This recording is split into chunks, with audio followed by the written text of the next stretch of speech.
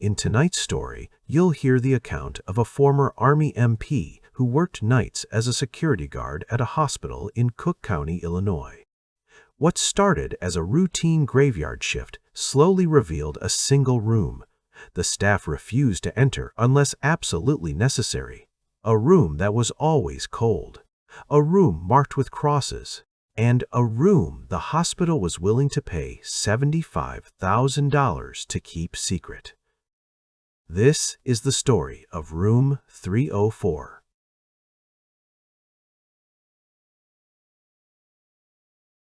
I'm breaking my NDA to tell you this story. The hospital's legal team made it very clear that if I ever spoke about what happened during my employment, they'd sue me into oblivion. But I don't care anymore. Some things are more important than money. Some things people need to know. My name is Marcus Webb. I'm 38 years old, former Army MP, and for 9 months in 2021, I worked as a night security guard at Mercy General Hospital in Cook County, Illinois. It's a mid-sized hospital in a rough neighborhood. The kind of place where you see everything from gunshot wounds to overdoses to psychiatric patients who need restraints. I'd worked security before, retail, office buildings, even a stint at a prison. I thought I'd seen it all. I thought nothing could shake me. I was wrong.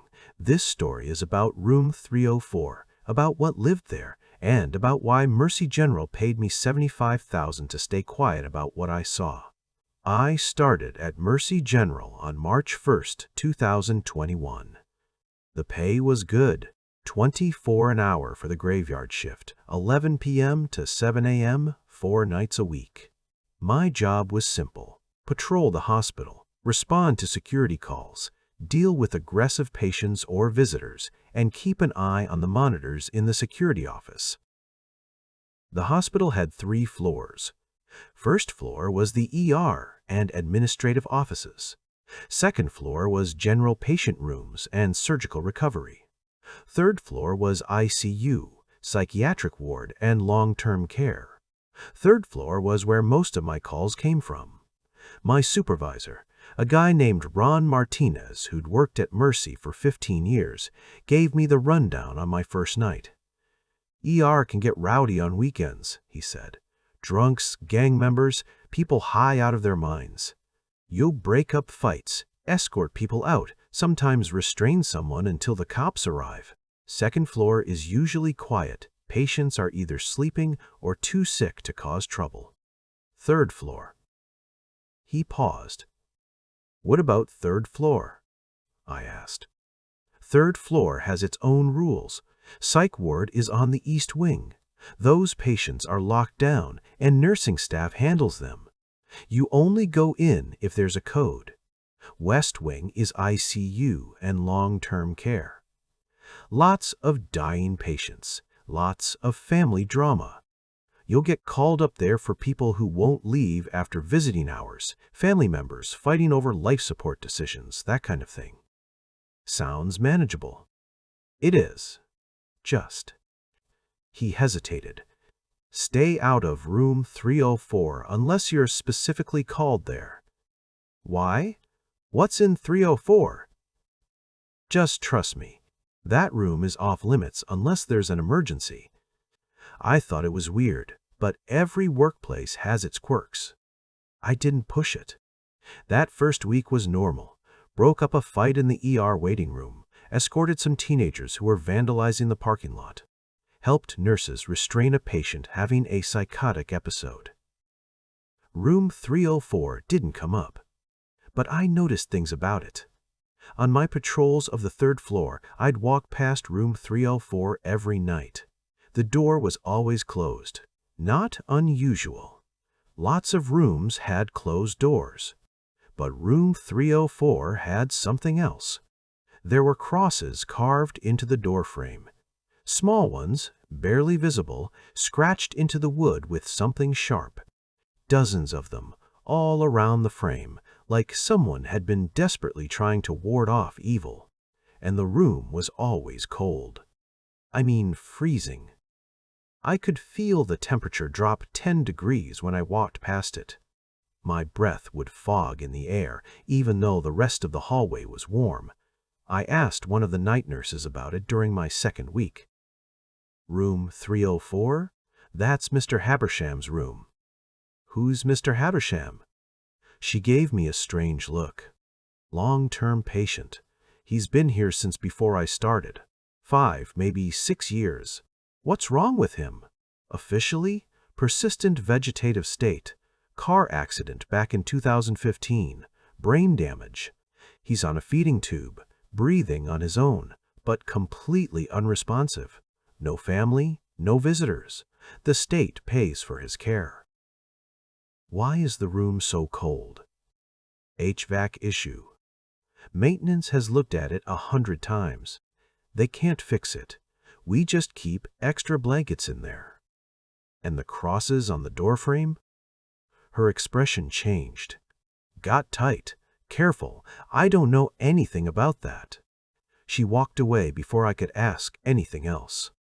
That night, around 2 a.m., I got curious. I stood outside room 304, listening. From inside, I could hear the steady beep of a heart monitor, the soft hiss of an oxygen line, normal hospital sounds, but underneath that, something else. A rhythmic sound, barely audible. Scratching, like fingernails on fabric, or on wood. Slow, deliberate scratching. I put my hand on the door handle. It was ice cold, like touching metal in winter.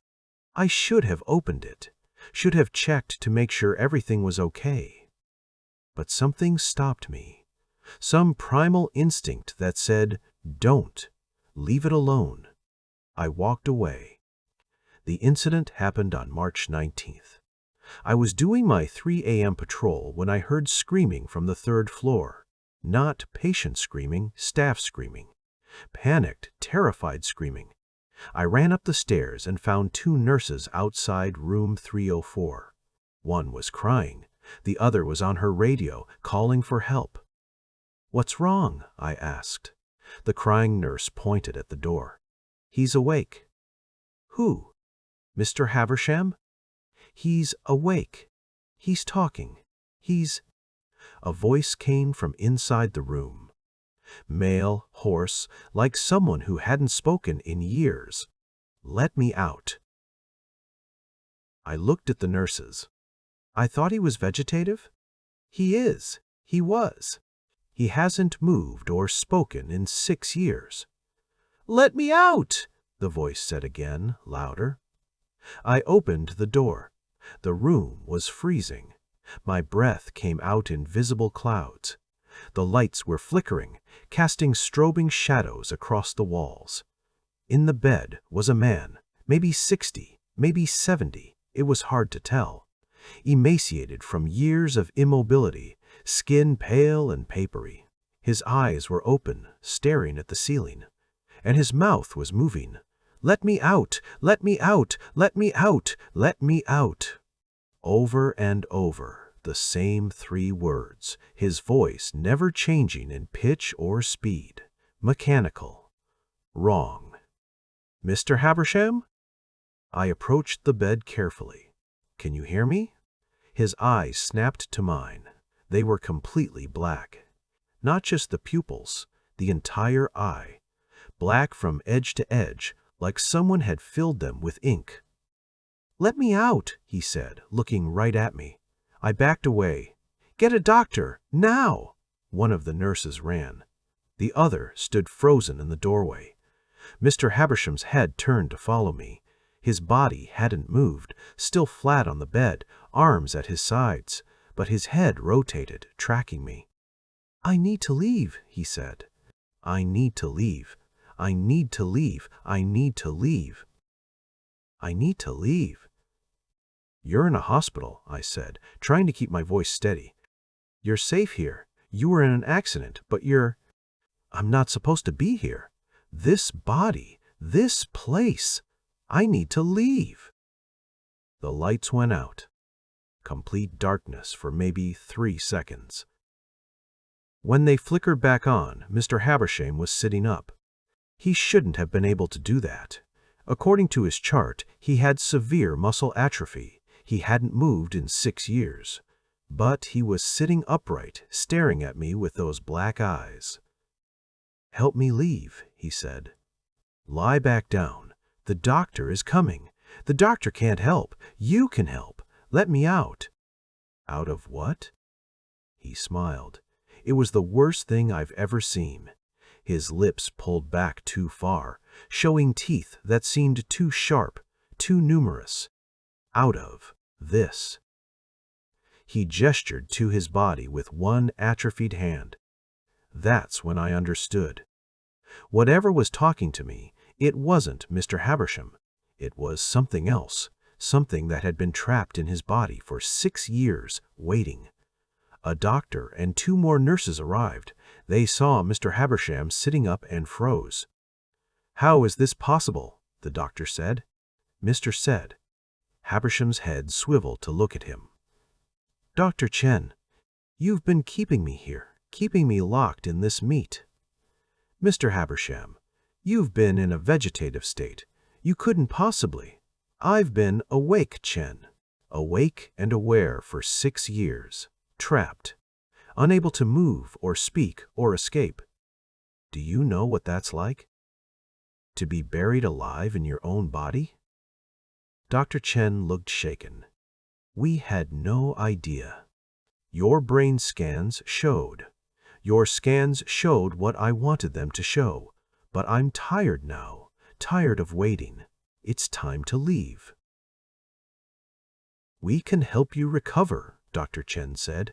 "Physical therapy, speech therapy. I don't want to recover. I want OUT." Mr. Habersham pulled the feeding tube out of his stomach, just reached down and yanked it out, tearing tissue. Blood and fluid leaked onto the sheets. The nurses screamed.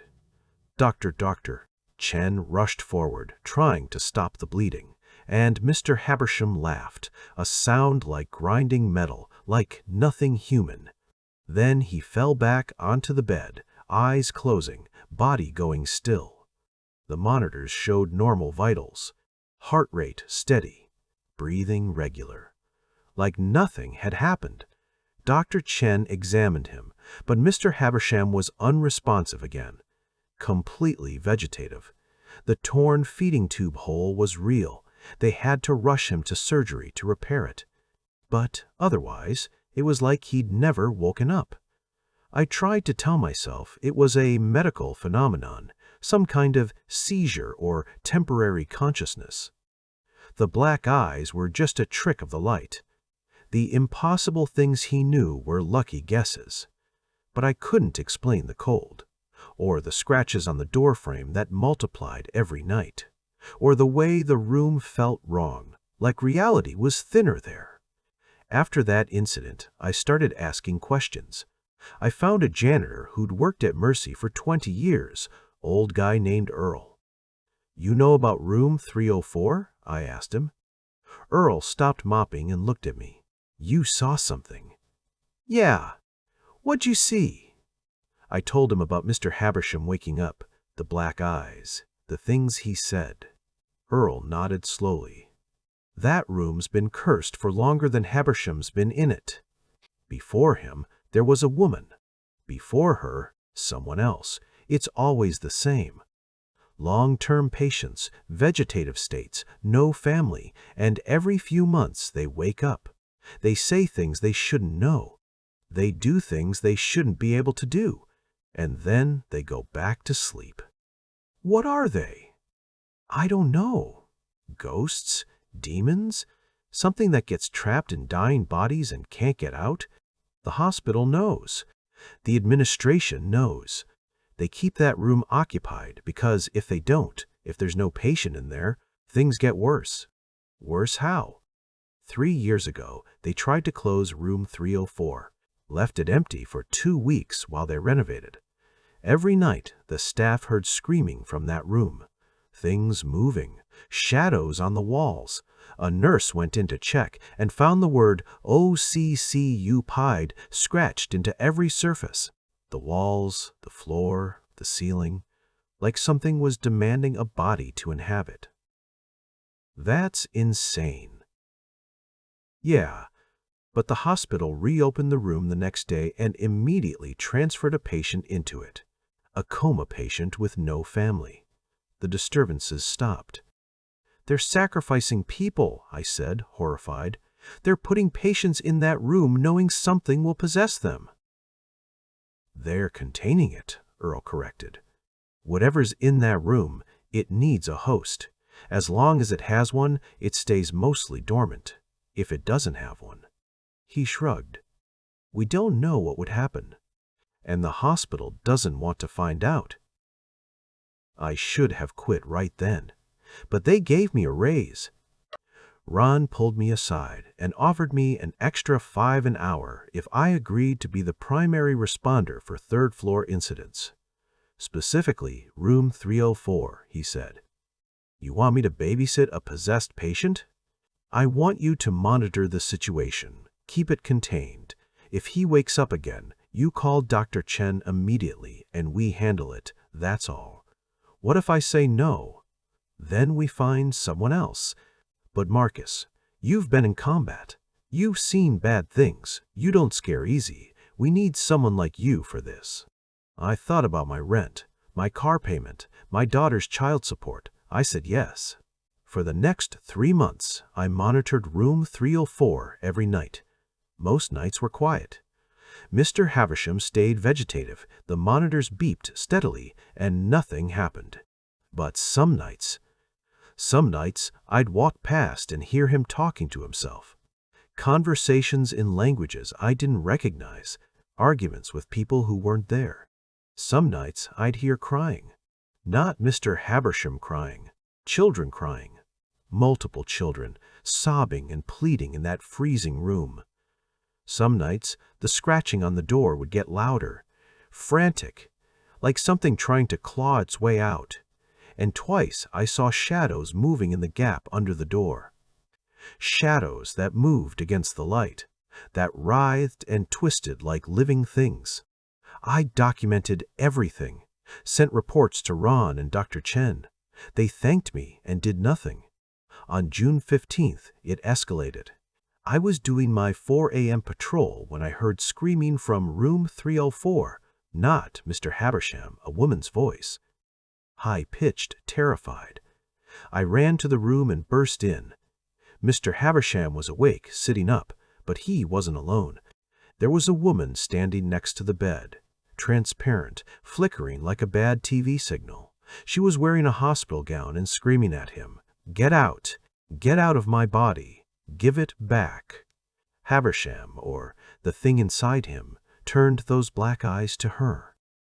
"You're dead, Catherine. Your body died 3 years ago. I'm just borrowing the space you left behind." "Lear! I'm not dead! I'm right!" "Here, you're an echo. A ghost. Nothing more." I stood frozen, watching this impossible conversation. The woman, Catherine, turned to me. "Help me.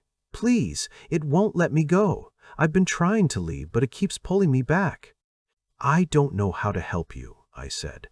"Let me go," she screamed at the thing in Mr. Havisham's body. "I don't belong here anymore." "Neither do I," it said calmly. "But we're both stuck. You can't move on because your death was in this room, and I can't leave because I need a living host. We're trapped together." "Then let me have my body back. Let me die properly." "Your body is gone, cremated. This is all that's left." It gestured to Mr. Havisham's emaciated form. "We share it now. All of us." "All of you?" I asked. It smiled. "Did you think Catherine was the only one? This room has claimed dozens. They're all here, all trapped, all trying to escape." As it spoke, more shapes appeared. Translucent figures, men and women and children, all crowding around the bed, all reaching toward the thing that held them. "Make it stop," I said. "Whatever you are, let them go." "I can't. Don't you understand? We're all prisoners here. The room won't let us leave. It feeds on death, on souls, on the space between life and the afterlife. As long as this hospital stands, this room will keep collecting us. The figures were screaming now, all of them, their voices overlapping into a cacophony of despair. I ran, just turned and ran out of that room, down the hallway, down the stairs, kept running until I was outside in the parking lot, gasping for air. Ron found me 20 minutes later. "You saw them," he said. It wasn't a question. "How many?" I demanded. "How many people has that room killed? We don't know. Records go back to 1952, and there were always complications with patients in that room. Before that, it was part of the old TB ward. Dozens died there. Before the hospital, it was a morgue. Before that, a burial ground. The land itself is cursed. Why don't you close the hospital and release whatever's in there? Marcus, that room is a prison. It contains something old and hungry. As long as we keep feeding it, as long as there's a patient in that room, it stays contained. The moment that room is empty, the moment there's no living body for it to focus on, it spreads. We've seen it. Other rooms get cold. Other patients start waking up. It grows. So you sacrifice people. We use patients who are already gone. Vegetative states, no brain activity, no chance of recovery. People whose families have given up. Is it wrong? Maybe. But it's better than the alternative. What's the alternative? The entire hospital becomes like room 304. Every room cursed, every patient possessed. We can't let that happen. I lasted one more month. On July 20th, Mr. Havisham died. His body finally gave out. I was there when it happened, watching the monitors flatline. Dr. Chen and the staff rushed to prepare another patient for transfer to room 304. They had someone lined up, a coma patient from another hospital, no family, no hope of recovery. But there was a 6-hour gap between Mr. Havisham's death and the new patient's arrival. 6 hours when room 304 was empty. At hour 2, the temperature on the third floor dropped to 50 degrees. Patients started complaining. Nurses brought blankets. At hour 3, the lights started flickering throughout the hospital. At hour 4, patients in other rooms started waking up. Coma patients. Vegetative patients. All of them opening their eyes at once, all of them speaking in voices that weren't their own. Where is our room? Give us back our room. We need to go home. At hour 5, I saw them, shadows moving through the hallways, dozens of them, the trapped souls from room 304, spreading through the hospital, searching for new bodies to inhabit. At hour 6, the new patient arrived. They rushed him into room 304, got him settled, hooked up to machines. And immediately, everything stopped. The temperature normalized. The lights steadied. The possessed patients fell silent, returning to their comas. The shadows retreated back to room 304. Everything went back to normal. Except it wasn't normal. It would never be normal again. I quit the next day, told Ron I was done. He tried to talk me into staying, offered me more money, but I refused. 2 weeks later, I got a call from the hospital's legal team.